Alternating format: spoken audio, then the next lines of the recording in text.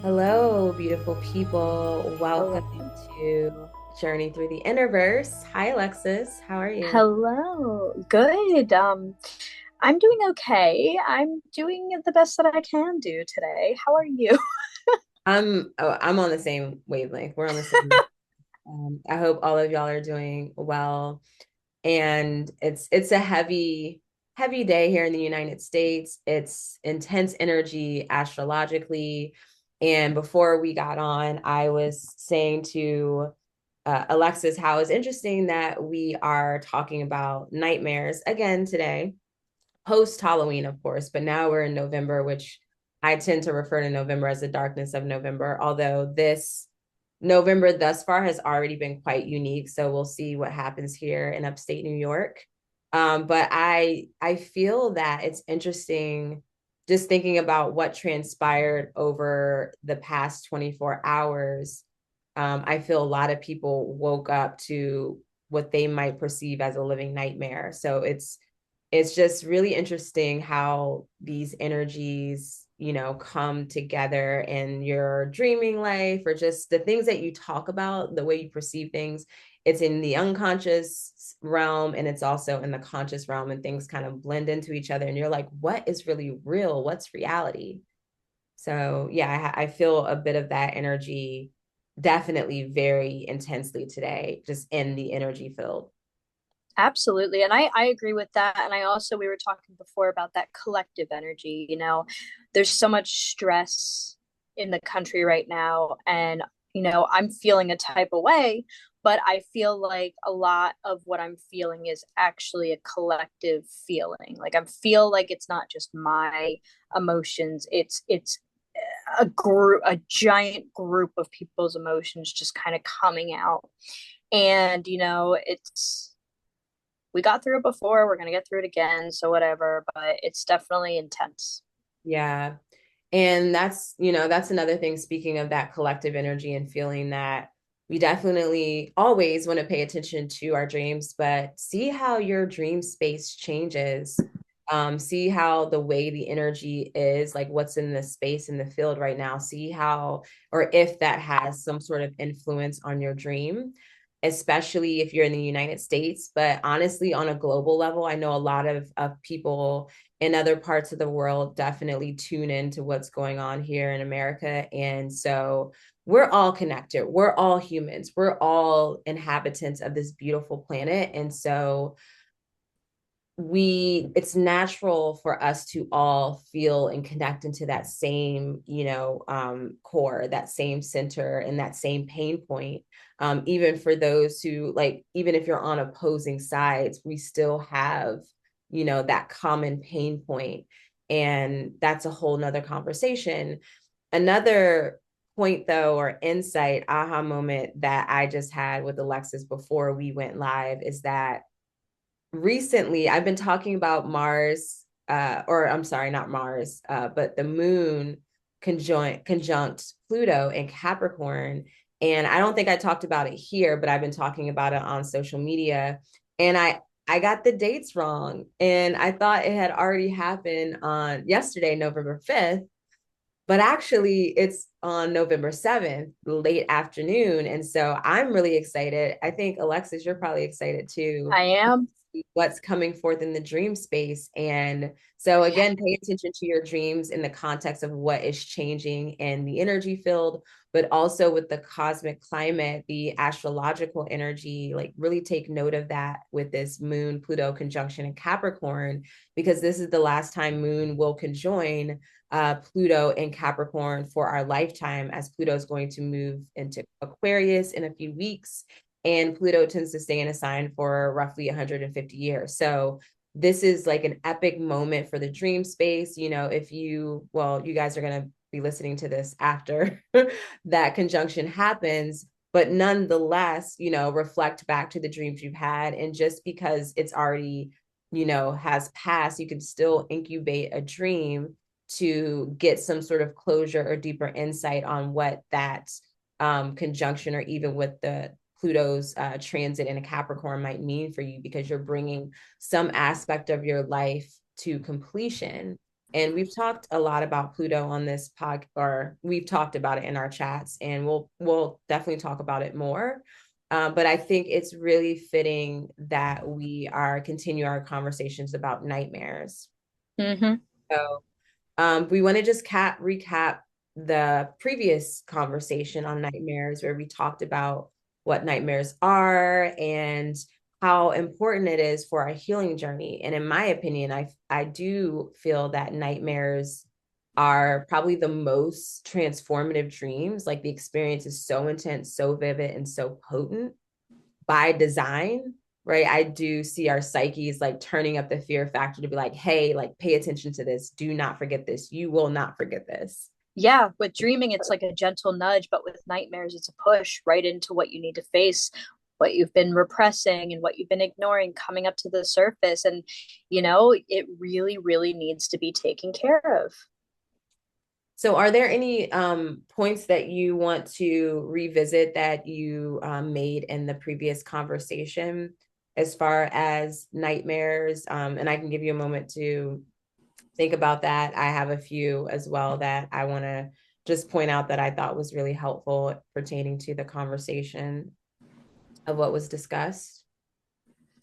Yeah. So, one of the things that I thought was really interesting about our last conversation was the book that I had been referencing mentions how there's no frightful dream, only a fearful dreamer. And I know I'm not getting that correct, but I think that's a really good analogy because another thing that they mentioned is like it's kind of like your dreams are dressed up in scary costumes, and it is a reflection of your inner self that really needs to be you know looked at and observed and really dissected, and so you can heal.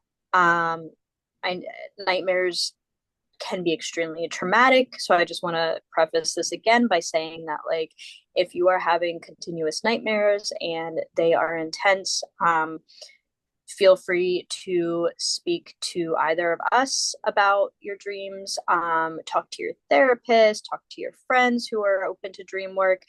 Sometimes sitting alone with these experiences can be a little more damaging if you don't really know how to break them down into the metaphors and symbolism that they really are. And sometimes they are just experiences you've had in the past in real life that were extremely traumatizing, and something that is really difficult to get past. Yeah, I just reach out to someone if you need, because these can be very intense. Yeah. And if you do feel comfortable in doing the dream work, solo or not necessarily solo, but if you feel comfortable diving deeper into the nightmare, I was also reading or referring to the book, The Art of Transforming Nightmares by Claire R. Johnson, PhD.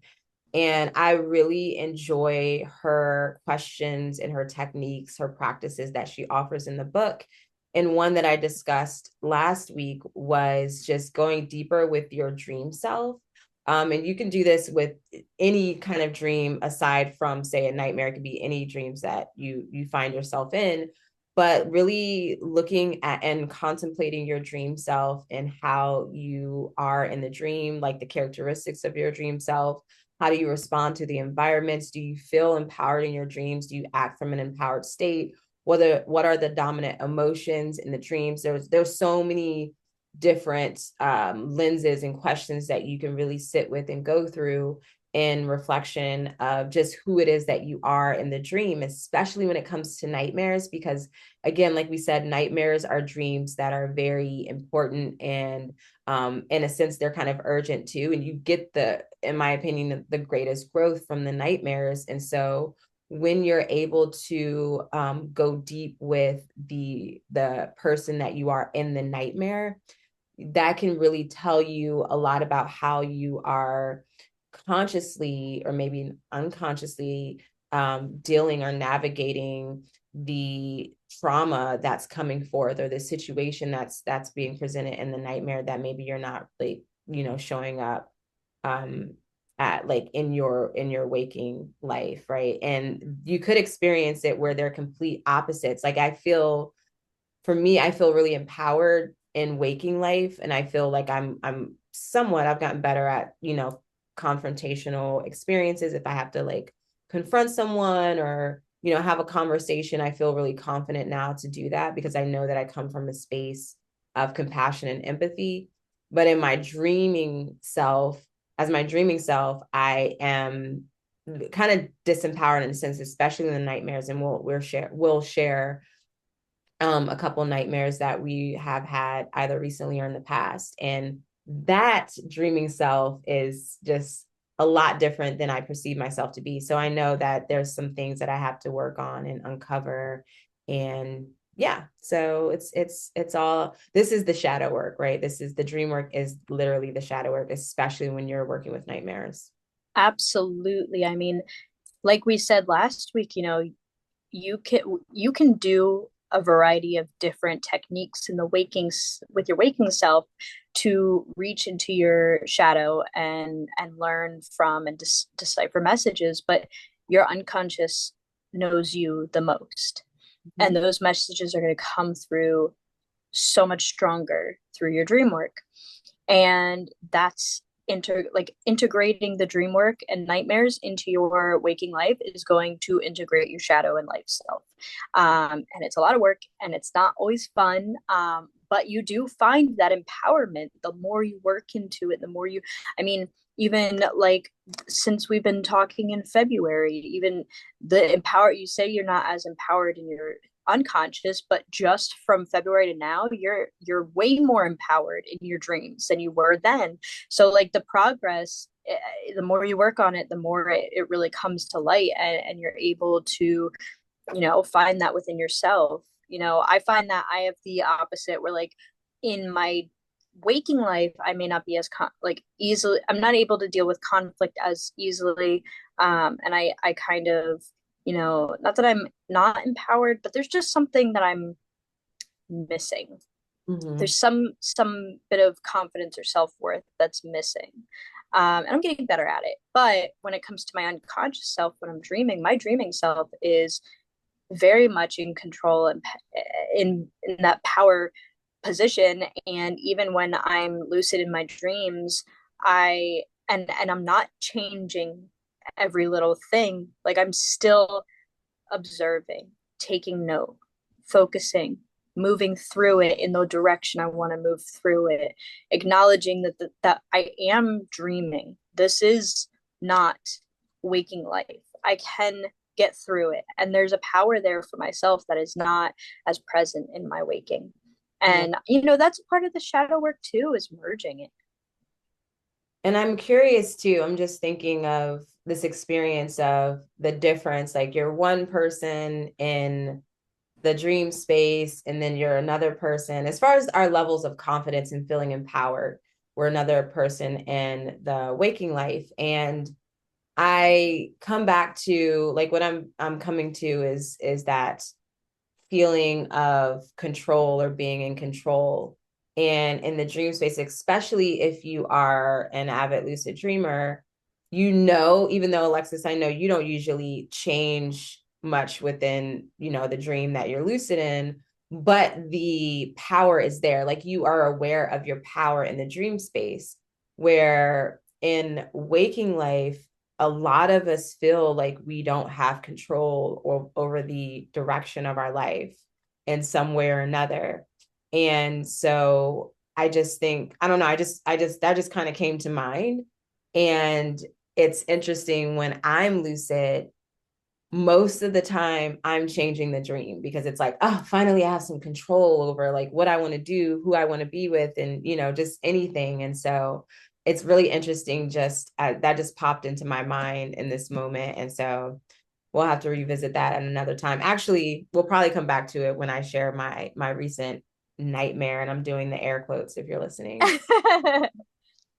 If there's anyone watching us live, we invite you to leave some comments, share your perspectives, ask any questions. And if you're watching the replay or listening in on Spotify, please leave your comments, your thoughts, your questions in the comment section. We would definitely love to just hear what's coming up for you and your thoughts on what it is that we're discussing here.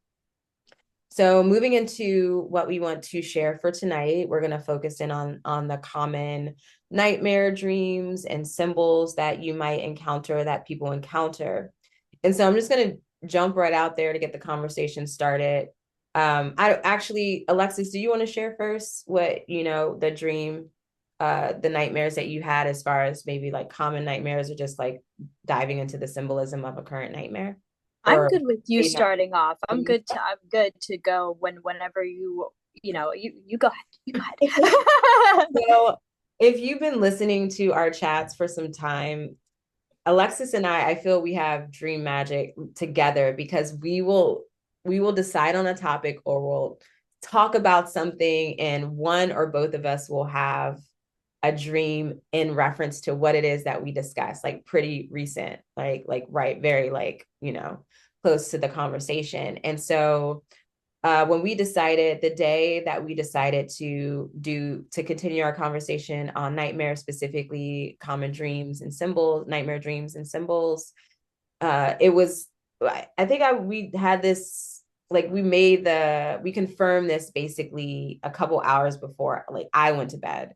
And I went to bed and I literally had a nightmare. Uh, it was a common dream symbol, common dream nightmare, and I was freaked out in the dream. Not so much when I got up, but I just laughed when I got up because I was like, "Wow, we literally just talked about this." I went to bed, and here we are. And I will say, when it comes to my dream space, my dream residue or day residue is what they call it, where like whatever happens in your day kind of filters into your dream space. That happens a lot with me because I'm not the best at clearing my energy in my head when I'm going to bed. I might think about something else, like something nice actually when I'm going to bed, but I don't like clear it. And for whatever reason, for me, it loves like it's all up in there and it likes to present itself in the dream space. So sometimes it works out.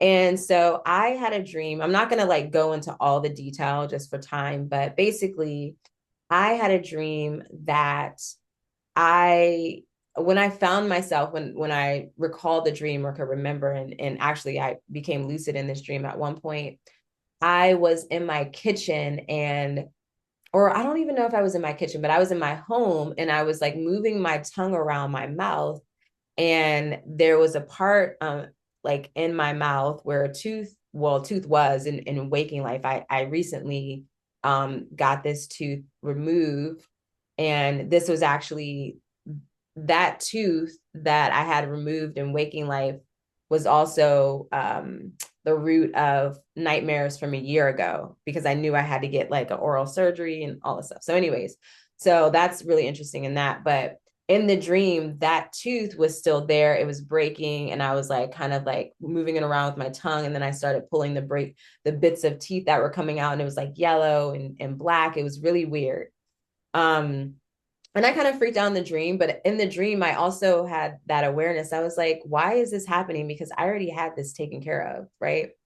And so then after that, I was like moving my tongue around my mouth, and at my front tooth, one of my front teeth was really, really loose to the point where, like, if I push it just really gently, even with my tongue, like not like moving slowly, it would completely fall out. And so I was freaking out about that. I went into the bathroom and I was like kneeling on the floor for whatever reason and just like sitting there, like, what am I going to do about this tooth, this loose tooth? And I look over to the window that's in my bathroom and I realized in the dream that it was a different window than what's in my waking life, like bathroom in my waking life. And I was like, oh, I'm dreaming. And then I heard my daughter coming down the hallway, and I was like, in my head, I was like, I do not want to see her in my dreams because for whatever reason, I was freaked out if she might be distorted or there's going to be something weird. And I was like, I can't deal with that. I never saw her face, but she had asked for a glass of water, yada, yada, yada.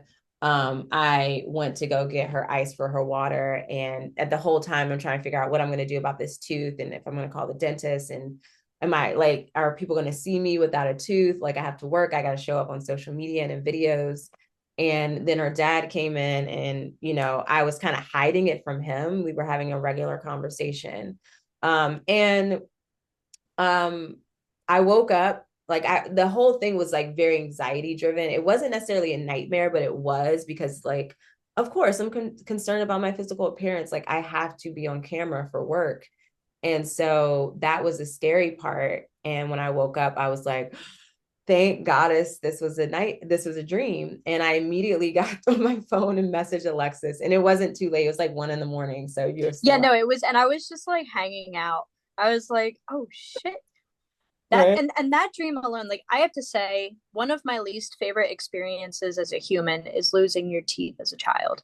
I hate the feeling. I've always hated the feeling. It just felt it just gave me the ick to the max. Yeah. So when you're talking about it, I can feel with like my I don't know, I can feel the pieces wiggling around and falling out. I can feel the looseness and just like it's almost like a trauma response from being so uncomfortable with the experience as a child, like feeling it and just hating it.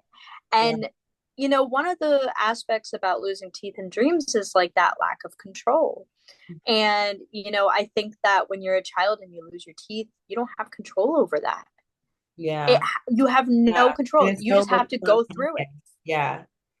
And like, oh, teeth falling out dreams are one of my least I don't know if it's anybody's favorite, okay?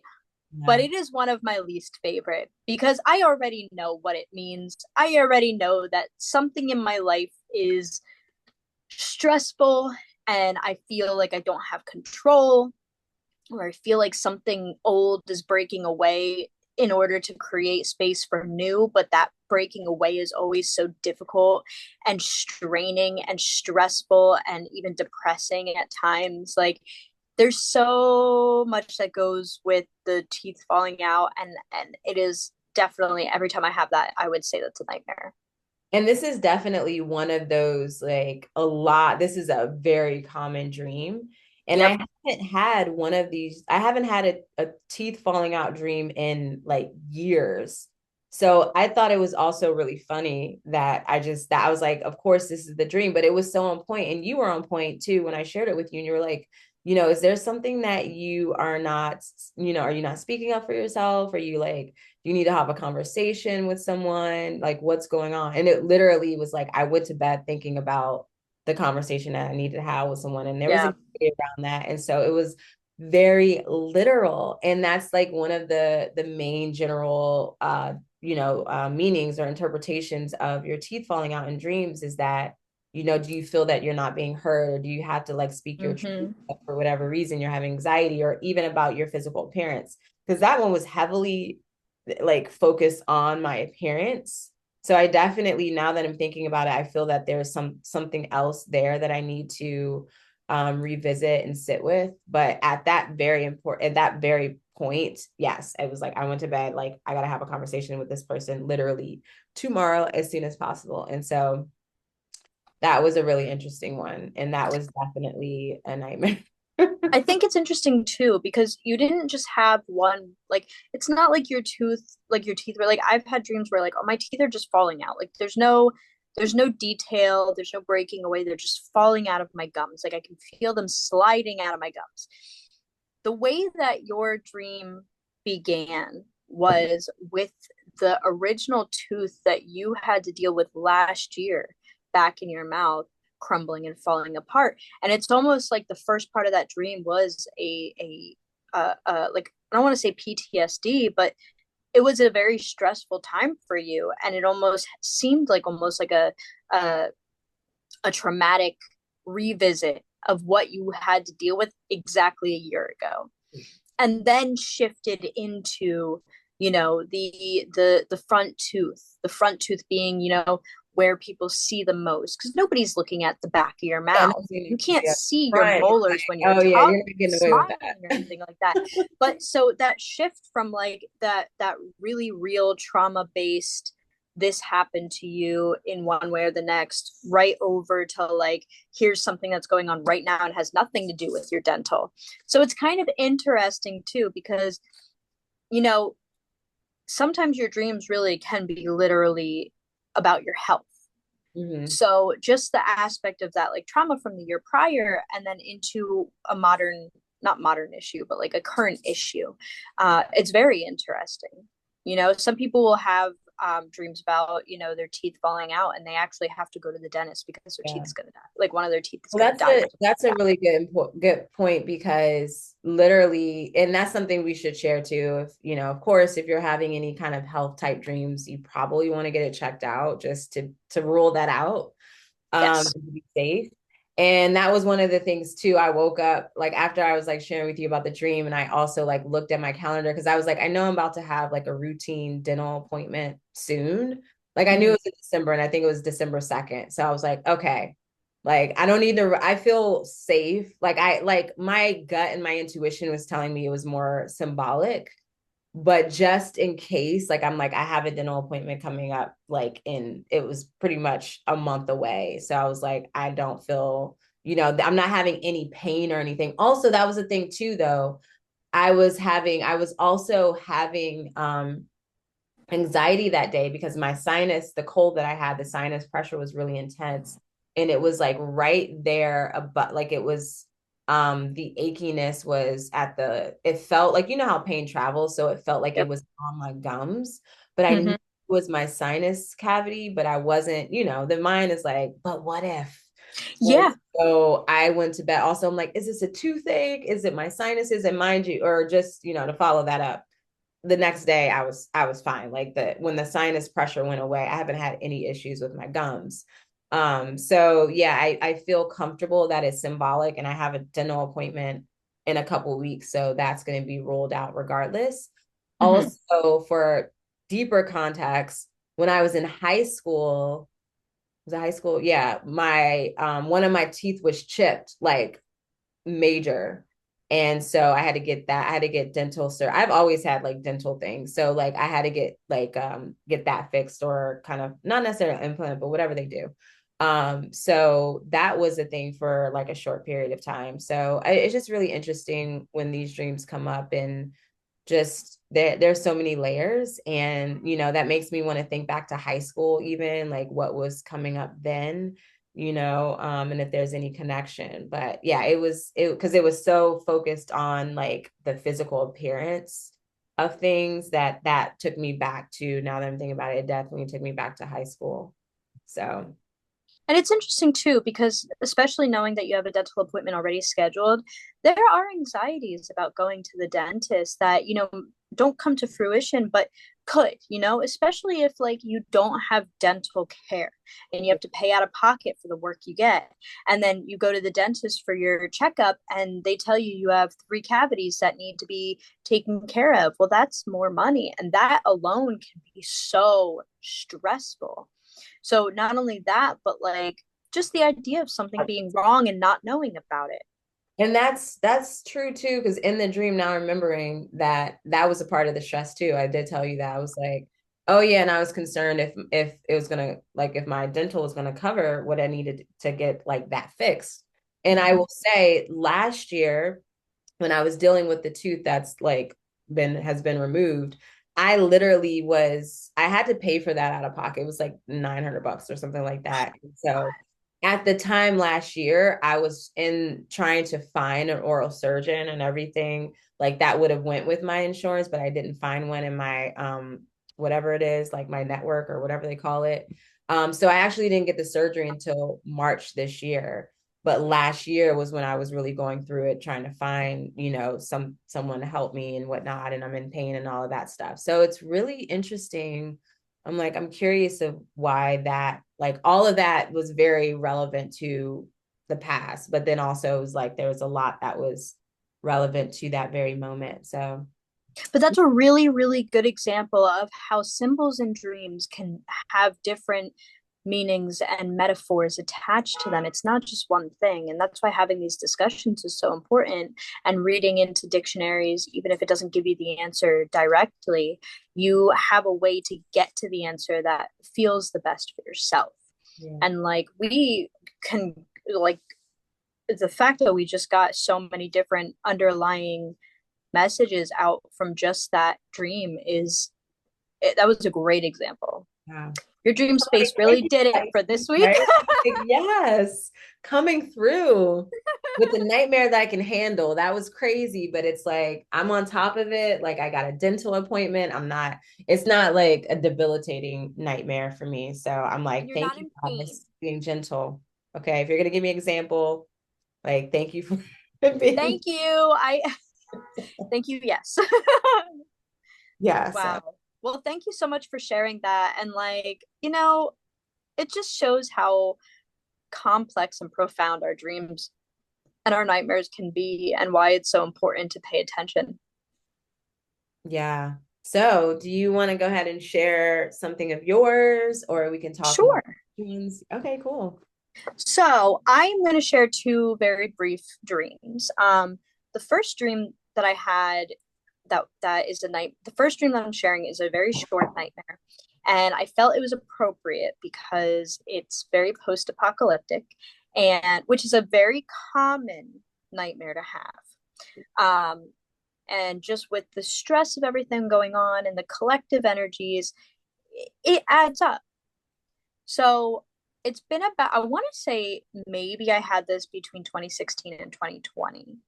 And I was in the passenger seat of a truck, and my cousin was driving the truck, and we were going downwards. And I was looking around, and like the radio was cutting in and out, but it was telling us that it was the end of the world, like we were all going to die, something along the lines of that. Hmm. And I am looking outside the windows and everything is on fire. Everything's ablaze. I'm watching like meteorites fall from the sky, flaming, blowing up into the ground, and just everything is a nightmare. And just totally it was horrifying. And the speed in which we were driving downwards was like 150.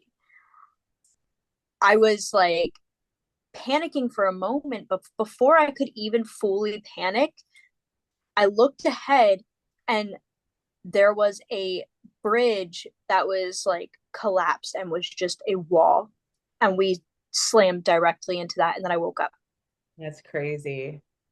And that, I mean, that was a scary dream. That was a horrifying dream. And for reference, when I was younger, post apocalyptic circumstances was a very strong fear of mine. Like, I mean, young, like I was like 10 to 15 when it was really at its worst. And I remember like constantly looking over the horizon and being riddled with anxiety and panic because I'm expecting like a tidal wave to come by. Like, I just expected the world to end all the time. And then I had a break where like I was alleviated from all of that fear of like this apocalyptic experience until like I want to say it was like 2017 or something like that. I don't remember exactly when it was, but when like we were really freaked out about North Korea like nuking us. And then it just kicked up at full ramp with my anxiety, full drive anxiety, like it was a bad time. But that dream definitely was like a combo of day residue, collective fear, in my opinion, and then my internal fears of feeling like there's no control. Especially being in the passenger seat of the truck, Yeah. going speed so intense that I Yeah. It's like can't. where's your life going? And it's like, yeah, into a brick I wall. mean, even if I like it with the speed that we were going out of the truck, it's not like I could jump out of the truck. It's Yeah. not like I could have stopped the vehicle before we collided with this, massive like wall. I Yeah. couldn't stop any of the explosions or like I was completely out of control. Yeah. And it's like, yeah, you were moving so fast. It's like you couldn't like really get a hold of anything. And then it's like, boom, it's over, it's done. And in this book The Art of Transforming Nightmares, she points to the disaster or apocalypse nightmares. And I mean, she's very general and she does, mention that this is a generalization. Obviously, like use your own interpretation. But she just, briefly just pointed to feeling overwhelmed during an extremely challenging time, which, makes sense if you are a young person and you don't know what's happening. Life is going so fast. You don't really know, like we don't have a lot of experience, in our early 20s or just in our teenage years. And so it's really hard to understand and comprehend what's happening. And then you also see things in media, whether it be like movies or actual news, that really dials up the fear factor. So you don't really know what to expect. And so it makes sense for our conscious, our psyche to really go to those kind of like ways of visualizing or like expressing that energy and like, okay, so this is running through my head of like a possibility. So it shows up and you kind of like engage in that experience for whatever reason. And that's, that is tapping into the collective fear. And I mean, it makes a lot of sense. I think I know in this book, I didn't really read deep into it, but she did mention as far as like collective dreams and nightmares. There were a lot of people like that she did consultations with that had a lot of virus type dreams during COVID-19, like the whole pandemic, where there was like these apocalyptic dreams about zombies and viruses. And I know I think it was last year or the year before, I don't quite remember, but there was like it was me, my daughter's father, and then someone else. We all had dreams about like being apocalypse and like having to like just like, I don't know, it was weird, but it was all within the same like 3 days of each other. Like I think my partner and I, it was like within the same night, but it was different perspectives. And so, and I remember there was something really sensitive going on within the country. And so it definitely makes a lot of sense that if naturally we're feeling the energy, like we've been talking about this at the beginning of this episode, where we just feel the anxiety, the fear that's in the energy field, like, it makes sense that that would show up in the dreams in some way. And I feel once you're more of an experienced dreamer or when you're paying attention to your dreams, you can notice the difference. Um, You uh, absolutely can. because I think the same night that I think it was the same night I had this dream, or maybe a couple of nights later, and I had a series of dreams. There was one apocalyptic dream with zombies. But I vaguely remember it. And they weren't the like typical zombies, but I refer to them as the undead in my journal. So they weren't zombies, but they were like the undead. And Yeah, it was really interesting. So that, I mean, that's a popular dream nightmare. absolutely. And I want to read what they have defined for, or at least explained for the end of the world or apocalypse in the book. And again, the book that I am referencing is called Nightmares: The Dark Side of Dreams and Dreaming by Stacey Michaels. And I do love it. I mean, and not just because of the art. If you're watching this on YouTube, you can see it. If not, it's like this beautiful purple book, and it's of a like almost like a old Renaissance painting of a woman sleeping, and it's just beautiful. But anyway, so the end of the world or the apocalypse. The end of the world is a play on words for major life changes, as in the end of life as you know it. Teenagers often dream about apocalypses. When parents divorce or relocate, teens experience disruptions that can feel earth-shattering. Apocalyptic dreams can also can oh God, I'm sorry. Apocalyptic dreams can mirror feeling forced into change beyond one's control, or changes or feelings that feel scary and overwhelming. And this adds up. I mean, we are going through constant changes in our lives, some more monumental than others. And it can feel really, really scary. It can feel really, really tough, and it can feel very lonely too. And it might be changes within yourself, it could be changes within your career, changes within your location, changes with friendships, relationships. There's so many different changes that we experience, and it really is the end of one chapter and moving on to the next. So I feel like that resonates really, really well um with a lot of the dreams that I've had that are post-apocalyptic, because that dream was very specific. I would say that was definitely a nightmare.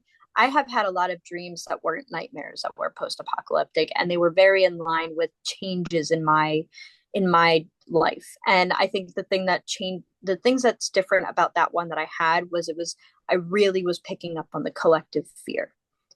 I feel like we really underestimate the energy of the collective fear. It can really affect us unconsciously as much as it does consciously. Hmm. Yeah, that's why we're like, pay attention to your dreams right now, because America's really going through it, and we're feeling it, I'm sure, on the global level, to a certain extent. So, Absolutely. I mean, there's things going on everywhere. oh yeah, Everywhere. There's so yeah. many different, there's wars, there's just so much going on, and um it can get overwhelming for one person, especially when you want to make a difference but you don't have the ability to. I Mhm. think that's something that a lot of us struggle with, especially being very empathetic. You want to make a difference, you want to see change for the better, but it's just takes more time than what we would like it to be. Mhm. Um, yeah. So you have another dream that you want to, Yes. yeah. So the next dream that I'm going to share, I had this in the beginning of the year. I want to say probably March or April. Mhm. So I dreamt that I was in a spaceship with a few other people, and we entered into a room very, very long with a black pool that wasn't water, the size of the room almost. So the majority of the room was taken up by this black pool. Like the liquid was black, and I knew it wasn't water, but I didn't know what exactly it was.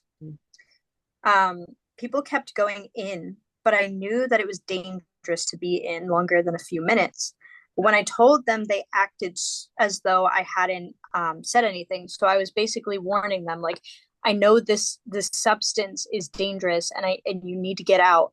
You're not, and they kind of were just ignoring, like I wasn't even saying anything, like I wasn't even there. So it was like I was invisible. Um, yeah, I was invisible to them. They kept dying and disappearing and then entering the door again to enter back into this pool. Yeah, the So loop. basically, they were making the same mistake over and over and over again into this pool of darkness. Hmm. And there's a lot of different ways that we could interpret that. It could be me being resistant to change. So they're not actually doing anything wrong, but I'm perceiving it as wrong because scared. I'm scared. I'm Yeah. afraid. It could be, feeling like I'm not being heard. If I have no voice, I'm not being heard in the waking life. Um, I mean, like if I have no voice in my dream or my nightmare, it could represent me in the waking life trying to communicate with people and them not listening, or no change is being made.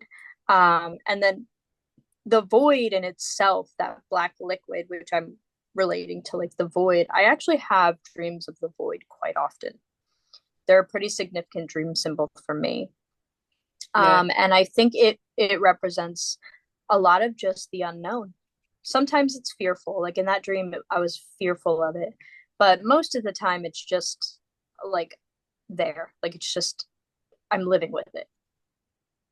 Yeah, and in this book, Transforming, The Art of Transforming Nightmares, she briefly touched on the void type dreams as like they're very spiritual dreams, and like they can come across as nightmares, especially if you don't have experience with those kind of dreams and the way they show up, because it can be almost like what's the word, like existential, like especially the feeling, because of with the void, what I think about, it's kind of, it's literally everything and nothing, it's all encompassing, and depending where you are in your spiritual journey, your spiritual evolution, and even in your, of course, in your state of consciousness, like that might be emotionally overwhelming, and you might not really understand it, and that might come off because of that factor of the unknown. It might come off like as an anxiety dream or a nightmare dream.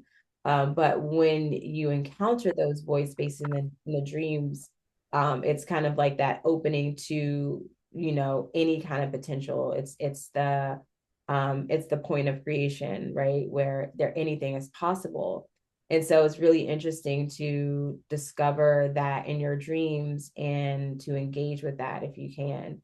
And so it's really interesting that the dream people in your specific dream were engaging with that, and they were going in and coming back out. So while that could be, and I know your feeling towards that water, wasn't it kind of like, oh, that's like, what was your feeling? And I can't remember, or I can, but I can't put it into words. Your feeling of like the black It water. just, to me, it was, I knew that it wasn't like, oh, I knew it wasn't water. It was almost like Right. almost like a portal, like a liquid portal. Mm, And I knew that they were going to die if they stayed in it. And like right. after a little while, they would die, they would disappear. And then the door behind me, the stairs that originally came in, they would come out of and go back in. And it was just cycles. And to me, I feel like that was an urge for me to not stay put. I feel like one of my struggles in life is I'll often get stuck. Like there's a strong resistance to move forward. And I'm seeing these people go through these cycles, and there's a big fear around change. And I feel like cycles are change. Cycles is changing. It's constantly changing. It's the death and the rebirth, and then the growing old, and then the death and the purgatory and rebirth and growing old. Like it's nonstop. And there's some resistance to that for myself. And I know spiritually, especially, I've had a really difficult time, a really difficult path with that. And this year in particular, I've been the most connected I've ever been, or at least the most connected I've been since I was a kid. Like, what's the word? Um, like aware. Mm-hmm. So even though over the years I've been very active in my dream space, which now I consider to be like a form of divination, and it's mysterious, and there's a lot of, I've always been in that realm, but only when I was a very small child and up until like last year was I truly aware of the significance. Mm-hmm. So it takes a lot of time to shed your old beliefs and shed your previous experiences in yourself, shed your old self. And like I try to, one of the analogies I use is like you've already walked through the door and the door has closed, but you have a chain like attached to you, or a rope attached to you. So even though the door that behind you is closed, you're not moving forward. Like you've completed this phase, but you're not allowing yourself to move forward past that purgatory state and get to the next door. And I often struggle with that. Mm-hmm. Yeah, that was the first thing that came to mind was rebirth, when I thought, like, after I asked, okay, what was that feeling there, or what they were, the people you saw them doing, jumping in, but you knew that that liquid was like, you're gonna die, right? But Mm-hmm. it's a cycle of rebirth, and I can see how there's like a spiritual connection to that because of this like rebirth, reincarnation, going into the void, and the void, the darkness is like the end of life or death, because it's unknown, so we have no idea.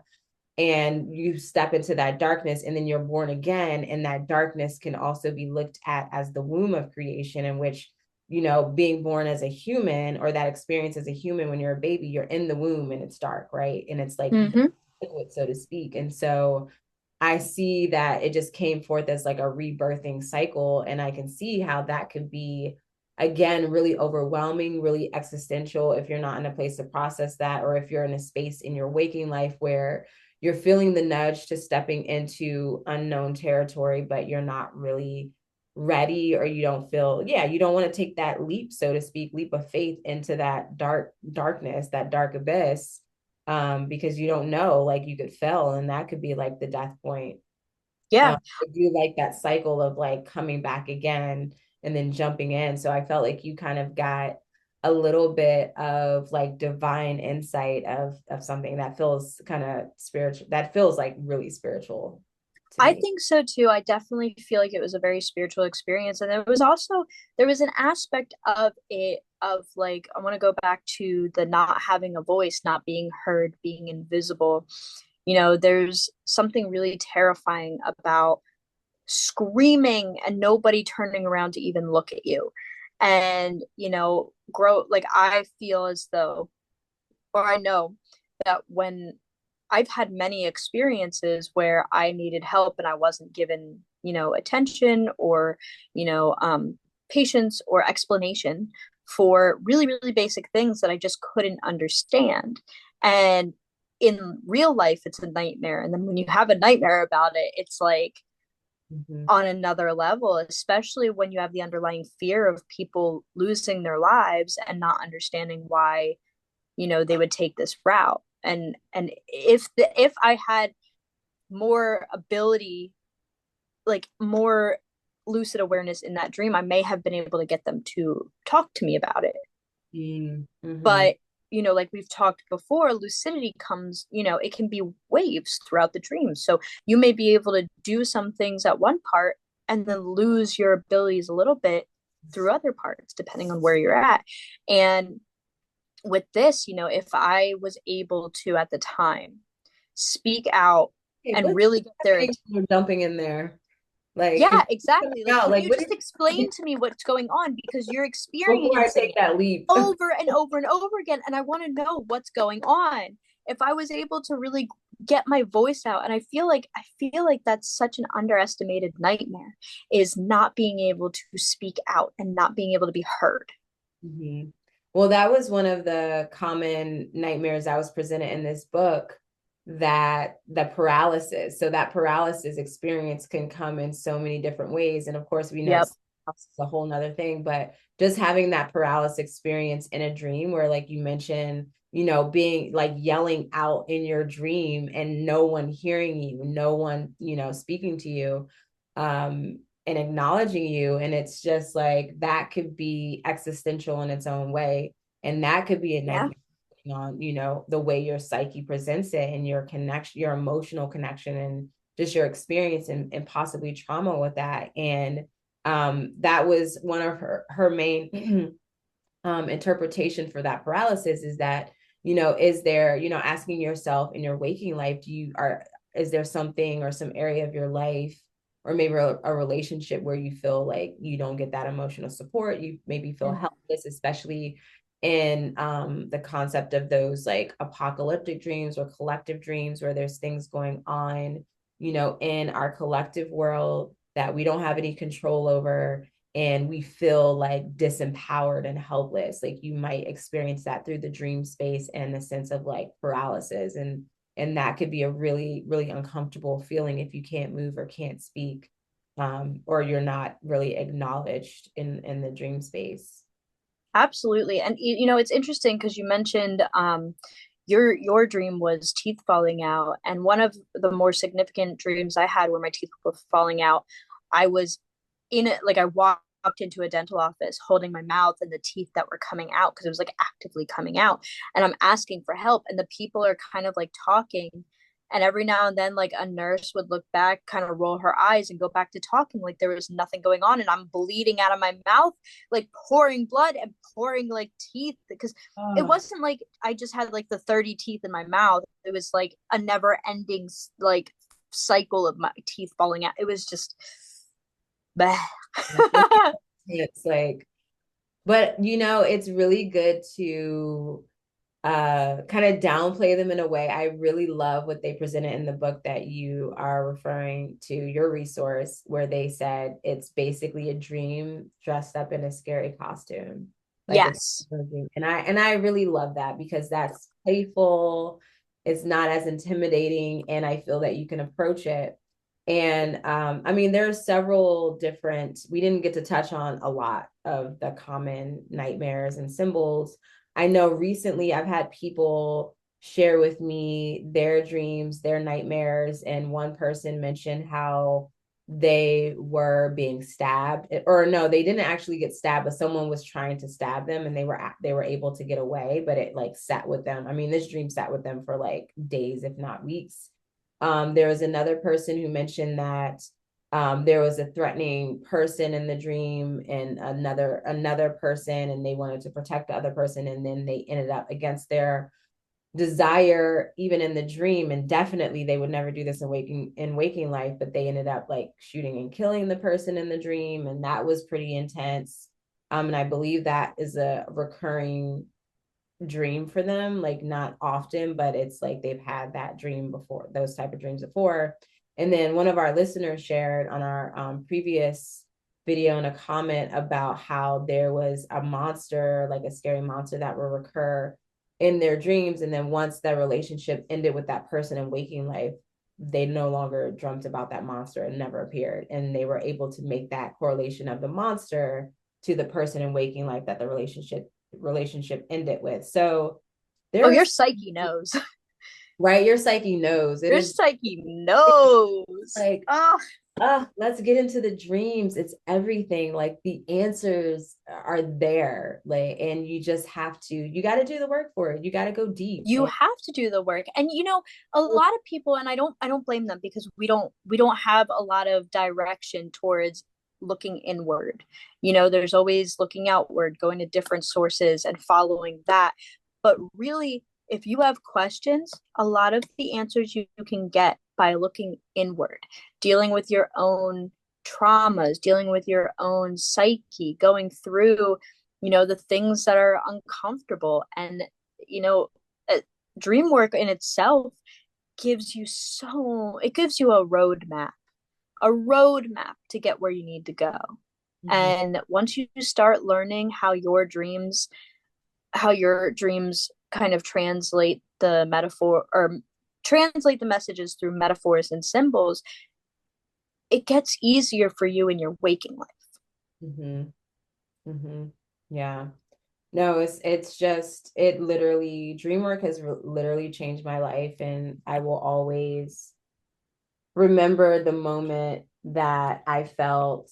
I was feeling it for a while, but I was just like, I've been doing everything. Like I've been doing the rituals. I've been, just doing obviously the astrology, all the things that I'm doing in this waking space. I'm aligning my chakras. I'm like that stereotypical like spiritual person where I'm like doing all the things, and I'm like, but there's something there, and I just like can't really put my finger on it. And I knew, like, it came through very clearly. It's like you got to go to the dream space, like to Yep. get to that because I was even doing, there was a point where I was doing a lot of, which I was really comfortable doing, like trance meditations and stuff like that, but I can't really dive into that now because just being a mom, I don't feel comfortable. Like now, as she's getting older, I feel like I can get back into it at some point. But I was doing the deep meditations at nighttime, at least, and listening to like binaural beats and things with intention to, and I was listening to certain things to kind of reprogram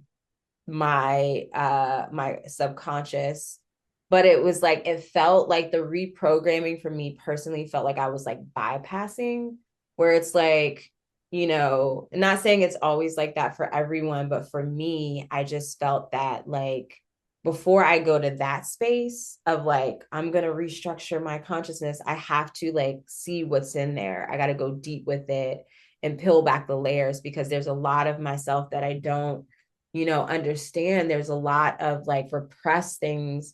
Um, and I gotta just go. I gotta go deep. And Scorpio rising is not really hard thing to do, but it was just like, all right, I guess this is what we're doing now. And yeah, But we're used to facing the deep, dark aspects of yeah, we're life. not gonna go deep. Yeah, it's From the like beginning, we go so deep when it comes to our Scorpio rising. It is a still black well yeah. that's infinite. And at this point we understand how to navigate through that. Yeah. Yeah. And there's just it's almost like it's infinite. You really understand the symbolism and the interpretation of the void of the black waters, where it's just it literally contains everything. It's infinite. So if you want any answers and guidance, or you want healing, it just makes so much sense to like tap into consciousness, because I really feel like, even, not to take it here because my Aquarius is starting to tune on now, but like just the levels, the planes of existence within consciousness, and how that within itself is like the traveling, and that you experience that in a dream space. Because like once you're in the dream space and you're in that realm, like there's so many possibilities, there's so many So many. realms, and so many places to explore. It's crazy, and it'll blow your mind literally, and you're like, where was I last night? And I just think about you, Alexis, like how you just like you wake up in other places. You're like, all right, this is where I'm journeying tonight. Yep. And I love that. I'm gonna give credit to Alexis in that teeth dream that I had. I was so proud in the dream that I recall, because I wanted to change the dream. And so I mentioned this, that when I lucid dream, I like to change the dream. And Alexis always talks about how usually, like most of the time when you're in a lucid dream, you just go with the flow. Like you explore from a lucid state, but you do feel that the dream has something to offer you, and it's important, and that's why it's presented to you in that moment. And I recalled that in the dream because I was like, oh, I hate this, I'm going to change it. And then I was like, oh wait, but Alexis always says like this is important. So I I went hang out with love the dream that. for a bit, but then I woke up, so I didn't really get to dive deeper. But I No, but the said fact that a you lot. had that thought, like, this is obviously an important message. This is uncomfortable, but let me sit in it for as long as I'm able to, at least, and figure out what it is my unconscious is trying to gift me when it comes to the message. I mean, I love that so much, and I appreciate you bringing that up because like it is something like there are people who are like, oh, well, you're not lucid dreaming if you're not changing it. And I'm Yeah, like, yeah. I know my experience.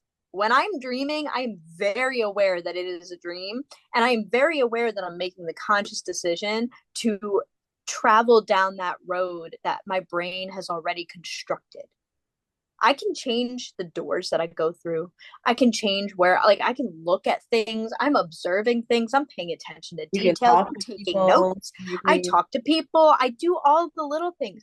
What I'm not doing is changing the experience completely because there are messages that, I don't want to miss. And I feel like it's really important. and I will say that I felt a feeling and a level of empowerment that I hadn't felt before in a dream when I made that decision. And I got really excited.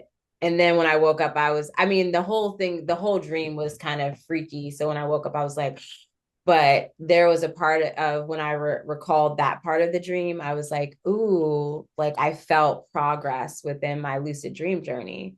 And I Oh, haven't that's huge progress. time. So I was probably since like the summer. So I was really happy that I had that moment, and then I made like a different choice. So I'm so excited to see where like tonight's incubation goes. I I'm know. excited to see because that honestly that's a huge, huge, huge milestone, and I give you so much credit because it sometimes it takes a really long time to figure out exactly how you want to navigate through your lucidity. Yeah. Everybody has their own experiences, but being like so aware in your dream and being like actually I want to do this instead and even though you woke up that just the awareness is so huge. I'm so proud of And that, you. like, I feel like that was a good statement to my psyche, where it's like, I trust you. I like, let's do That's, it. Let's work together. that's what it is. It's trust.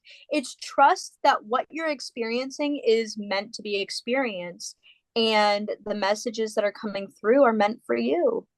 Yeah. And that's the beauty of everyone's dream space, is that it is uniquely yours. Like it's your feelings, your emotions, your experience with these different symbols, with these different dreams is going to be so unique to you, and your psyche knows you. It is you. And so it's perfect in that regard. And I love that so much. Whenever I think about that, I'm like, oh, Like it just gets me. It's like finally there's something that gets you. Yes, exactly, There's exactly. so Nothing gets you more than you, even if you don't know it consciously. right. So I'm sure we've sold you all on the dream work if you haven't already been diving into the dream work, but you're listening to this podcast. So I'm sure you're curious, you know what you're getting yourself into. Yeah, so So please reach out to us too. yeah, Like you if need you any have dreams you want to share on the podcast, if you want us to even like, whether it's anonymous or not, we can read the dream on the podcast and we can each give our interpretation, work together to give an interpretation to help you kind of work through that, or you can just do a personal one-on-one or two-on-one, not on live, with that interpretation, trying to help guide you towards, if not a solution, a understanding. hmm Yeah, absolutely. And I have created a ebook, like a little e-guide on creating your dream practice. So that's something that is also available too as a resource. Just throwing myself out there. No, please do.